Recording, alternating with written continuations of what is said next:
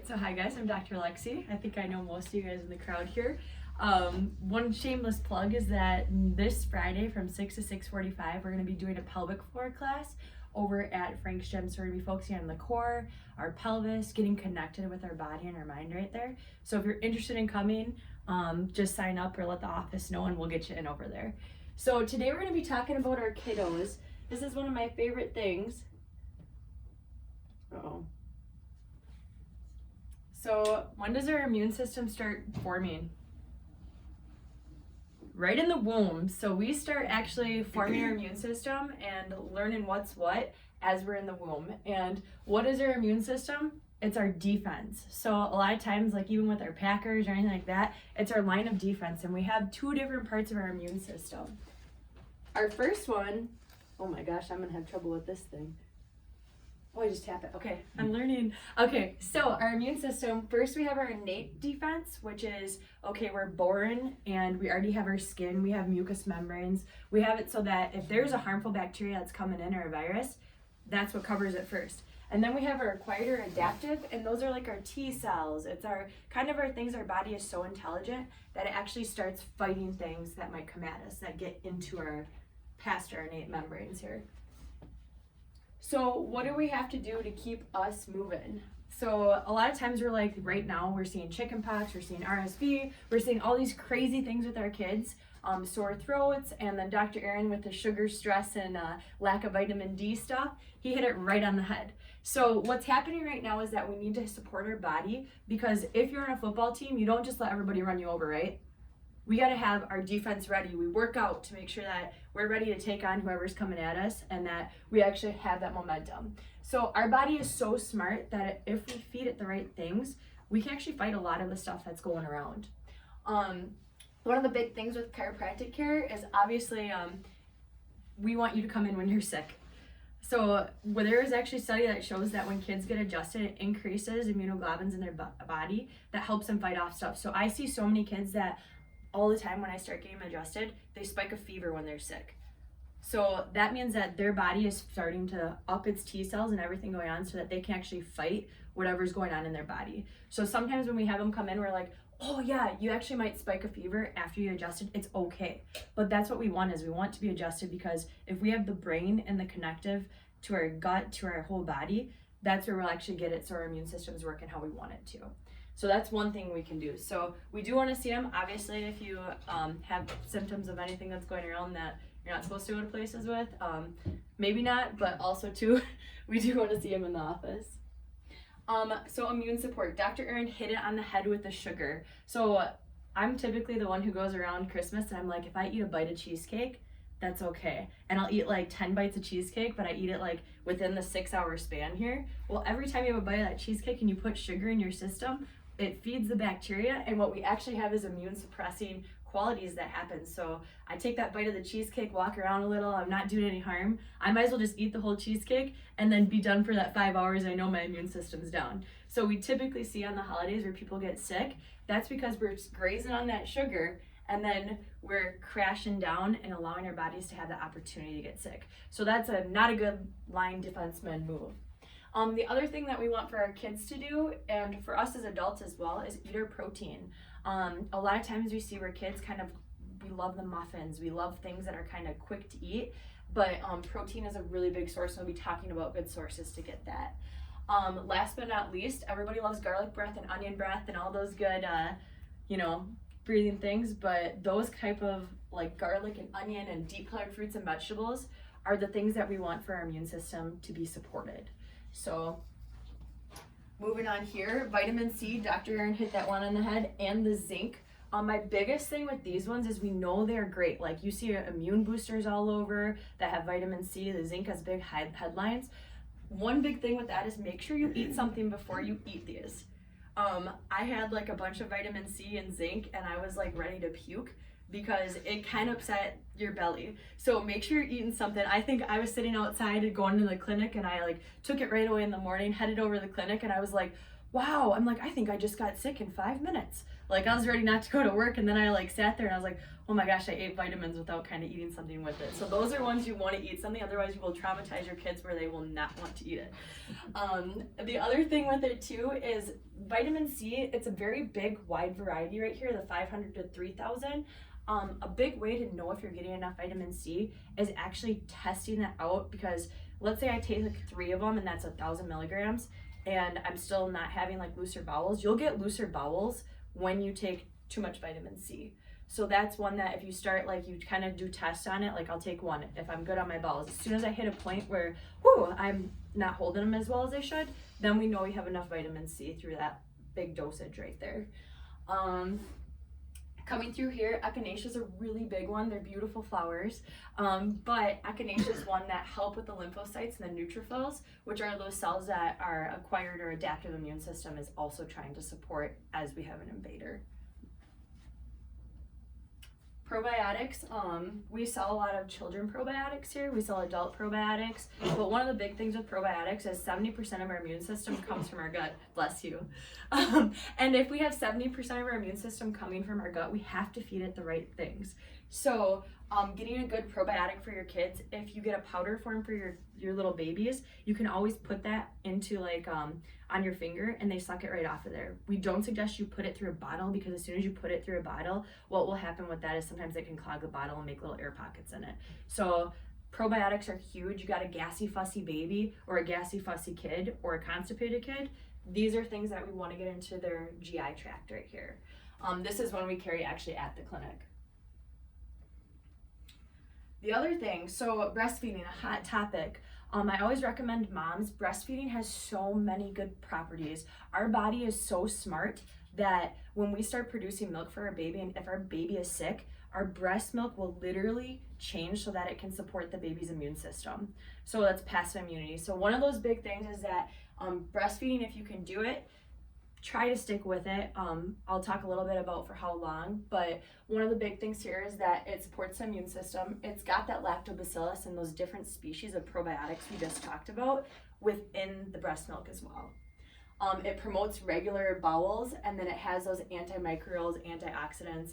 A lot of times if you are having a baby who's a little gassy and you are breastfeeding, I'll be like, hey, let's go through your dietary chart and see, because you have that big of an effect on baby as well. Breast first formula, unfortunately some formulas have their drawbacks. A lot of the like typical ones I see, I'm a little bit like, what the heck is in them? Like literally, I don't remember how to solve this math problem here. And that's how I feel when I look at those formulas that we see in the typical store. So we are going to talk about a little bit of alternatives to the typical formulas you see. So if you can't breastfeed, but we do know that when we don't have the breastfeeding aspect, we have where the facial muscles aren't forming as well as they should. So we still need that suckling effect. And then we also have where, you know, maybe there might not be the nutrients that we need completely within that formula. So for breastfeeding, this should be your only source of food for the first 6 months up to a year. That makes a huge difference for baby. A lot of times, like, we'll start promoting food a little bit too early, and that baby's immune system, everything is still trying to catch up.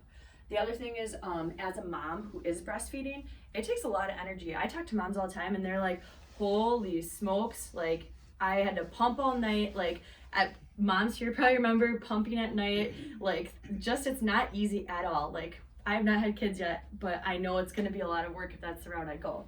And so increasing your calories up 500 calories is a good option to do so you have more energy. Obviously with healthy food though. And then also continuing your prenatal vitamin, and then taking a healthy fish oil. Fish oils are actually shown to help with the post-depression after having a baby. So if you get that little bit of blues, fish oils are shown to help with that. Sprout Right, this is a good resource. It's nutrition from tummy to toddler. There's a lot of different books out there that have a lot of information. I always urge parents, do your own research. We'll give you the resources, but it's really up to you and your individual choice to make those choices on your own. The other thing we can do, so if you're a big DIYer, I am not a very good DIYer. I try to be. Pinterest, I've got over 1 million pins, I think, and I have tried like 8 of them, and every time it never turns out. But if you're a DIYer, here is a good formula on how you can actually make your own milk supply through there. And goat milk is one of those first ingredients because it is the closest to a woman's breast milk. Here's some organic baby formulas. They have a lot of different brands. They may be a little bit more expensive, but I don't think you can put a price on your child's health. There's some that are babies only organic, Earth's Best, different ones like that, and a lot of them have that goat's milk that is going to assimilate to the women's breast milk as well, and less abrasive on that child's gut. Here's some more books, Super Baby Food and The Food Doctor for Babies and Children. Those are great resources as well to start getting in your rapport. And then food introduction. So this one's a hot topic.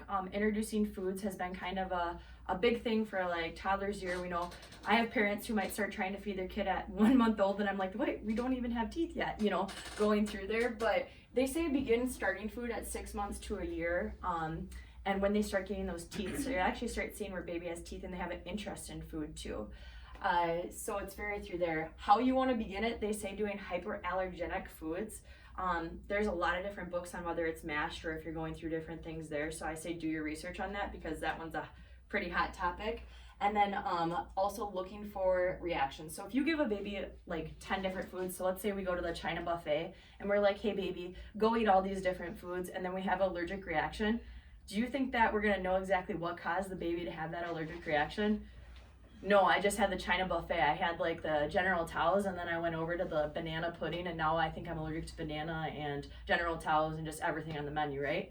Usually our kids, if we can assimilate them one by one or a little bit, it's very beneficial for them. And then here's a little bit, up to age 2, we're kind of looking at more fats for babies. Brain is a lot of fat, so our kids need a lot of fat in their diets and protein for proper development. When they hit age 2, because sometimes we will look at food portions, but a lot of times we'll almost keep overeating throughout life, and then all of a sudden we kind of have obesity as a big trend in the US. One of the big things with that is then at age 2 we decrease 30% of those daily calories for our little ones. Dietary habits, healthy fats. So there is definitely not all fat is created equally. One of the big things that we want to avoid is trans fats. They're illegal to be in most foods now, but the biggest thing with trans fats is that the companies have a secret way of getting around it. So when you look at the label, like when you start seeing like a million things that we have no idea what it is, it's kind of one of those, ooh, okay, like, do I really want to give my kid this? But also too, trans fats, they put 0 on it, but they can legally have like 0.03. So they'll actually, if you see something that has like 12 servings for something really little, a lot of times they're actually breaking that up so that they can get legal trans fats per serving in there. And so it's not that this trans fat's not in there, it's that they've broken it up so much that it's legally allowed to be in there. So the biggest thing with that is trans fats are actually super unhealthy for our body, and they stay in it for 20 years. So any adult or child, like, that's 20 years of your life that you're gonna have this substance in your body that is not good for your arteries or anything. So definitely look into all the labels. This is a avocado. I love avocados, but eating those omega-3s and avocados, your eggs do matter. So if you're getting an egg that's, the 99-cent ones, my husband yells at me all the time because when I grocery shop, I try to go the cheapest route I can. So I'll buy the cheapest meat and I'll buy the cheapest eggs, and then we end up throwing it away because I bought the 10 for 10 pork over at Aldi or whatever, and I literally was like, this kind of tastes like plastic, and he's like, what did you think? I mean, it's this big and you bought like 20 of them for like $2 a piece. He's like, what in the world? So the quality of your meat and the quality of the eggs you're getting does matter. I'm not the best cook in the first place, so I thought it was just maybe, you bought that. It was definitely not good. Healthy proteins, moving on to that, choosing lean meats. Matt's got to get a deer still this year, but you know, venison and all that healthy stuff, wild caught salmon, the more we can get it from the wild, the better right there. So grass-fed beef, looking at the organic, you can get it from beans, lentils, all that good stuff, and then yogurt, cottage cheese, nuts, seeds. We just need that less processed and more natural food right there. Processed, unfortunately, is a little bit of your nitrate-filled bacon, so Newskies, if you can like splurge on like the more expensive stuff, sometimes you may see even like your headaches and stuff decrease, which is pretty cool. Juice versus whole fruit. I love juice, I really do. That is like a really like, I'll splurge on it once in a while, but if I have a glass of orange juice, like I am off the walls. Like it's almost like you give Matt peach juice or anything like that, he's off the walls. It's kind of funny to watch. But so fruit or juice, we give these to typically our kids in the morning, but it puts us on a sugar train. So we literally spike up our sugar because one, it's absorbing fast, there's no fiber to stop it, but also two, it's got a lot of sugar in these juices. So I always say we have an alternative here, it's fruits and greens. Trick your kids. Put that in their juice instead and be like, here's some juice, child, it's 1 gram of sugar. So it works out good that way, and you know, then you don't have Dr. Matt jumping off the walls because that's just scary.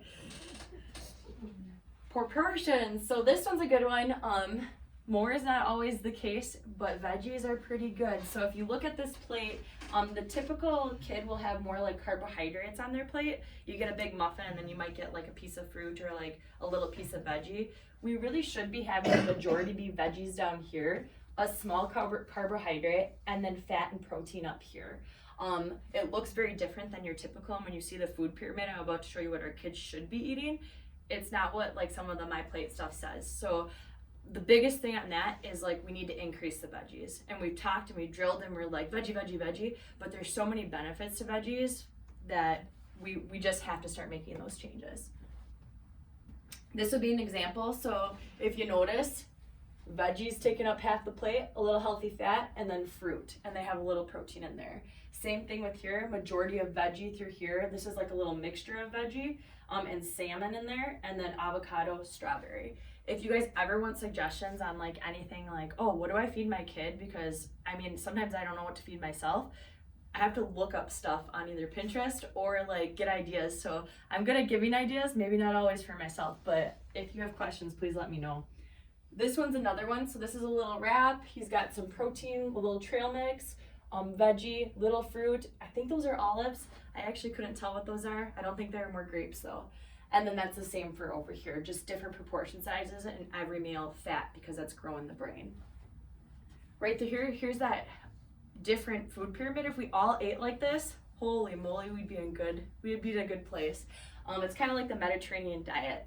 So veggies are on the bottom, fruit here, beans and legumes, and then your fish and eggs are kind of at the top, and processed meats and sweets and cheeses are all at that top where it's like a splurge meal. That 80-20 rule really does work, because if you say absolutely no bacon ever, you're gonna crave bacon every single day, and you're probably gonna want to eat it like 10 times more. So you sometimes eliminating it completely is not the answer, but at least having moderation is a good thing. Here's 2 other ones: Disease Proof Your Child, Feeding Kids Right, and then the Food Doctor for Babies and Kids. 2 great resources. Here's our Dirty Dozen and Clean 15. Whew, we're going. This one we've heard a lot too. So there's actually fruits and there's veggies that absorb different amounts of chemicals in them. The Dirty Dozen are the ones that are going to absorb a lot of your chemicals that absolutely have to be washed, or you should buy them organic. And then the Clean 15 are kind of those ones that we should probably all wash our veggies actually, because my grandma used to say like, you don't know what happens on the fields or anything. So make sure you're washing them. They still can have chemical from a different field away, but these ones you can buy less organic. So if you're on a budget or you're like, okay, I didn't have like time to wash or something, these would be not as vital, and these ones would be. So the Dirty Dozen would be like celery, peaches, strawberries, kind of those soft sides, blueberries, spinach, all of those organic. And then the other ones like sweet peas, mangoes, kind of the harder shells, those would be the ones that you can actually buy dirty. Not literally. Wash your veggies. My husband also gets me on this one. So guys, I preach sometimes and I have to be told what to do as well. So I'm learning with you, but I will literally go grab a potato and be like, okay, I gotta cook this up, and my husband will get teeth in his or dirt in his teeth, and like it's just a really bad process. But the biggest thing is that we need to wash our veggies to get some of that chemical out. One big thing you can do is actually take the sink and put it with vinegar in it, and then if you have the vinegar in the veggies, soak it in there for 10 minutes and then wash your veggies. They won't taste like vinegar, but the chemical, you might even see a clear film around it, will come off of it. Because we all can stand like having a little bit of chemical in our life, but once we hit over the top, that's when we see malfunction in our body. So that means that our cells aren't going to be reproducing how they should be correctly. Last thing for our children's immune systems besides washing our veggies, sleep. Dr. Matt hit sleep last time like it was nobody's business. Getting away from the gadgets and actually getting some sleep in their life is absolutely essential, especially for our growing into adolescence to teenager years. We have these little things, cell phones, that we sleep with, like right here, which like I could go on like an hour-long talk about EMFs, but we need to get some sleep. And we need to detach from that technology before sleep and let our immune function work, and so we're not getting sick and where we actually are connecting to our body while we're sleeping. The other thing is being active every day, and that healthy habits have to start somewhere, so let's start them now. So that's what